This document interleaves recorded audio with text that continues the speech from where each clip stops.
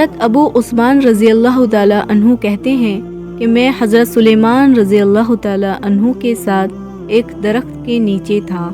انہوں نے اس درخت کی ایک خشک ٹہنی پکڑ کر اس کو حرکت دی جس سے اس کے پتے گر گئے۔ پھر مجھ سے کہنے لگے، ابو عثمان، تم نے مجھ سے یہ نہ پوچھا کہ میں نے یہ کیوں کیا؟ میں نے کہا، بتا دیجئے کیوں کیا؟ انہوں نے کہا کہ میں ایک دفعہ نبی اکرم صلی اللہ علیہ وسلم کے ساتھ ایک درخت کے نیچے تھا۔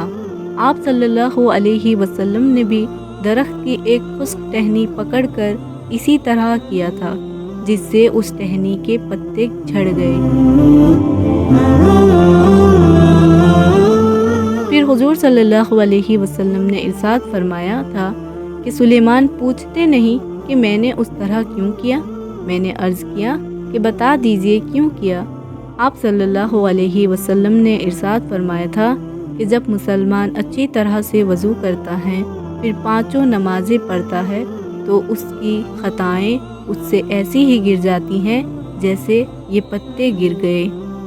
پھر آپ صلی اللہ علیہ وسلم نے قرآن کی آیت تلاوت فرمائی جس کا ترجمہ یہ ہے کہ قائم کرو نماز کو دین کے دونوں سروں میں اور رات کے کچھ حصوں میں، بے شک نیکیاں دور کرتی ہیں گناہوں کو۔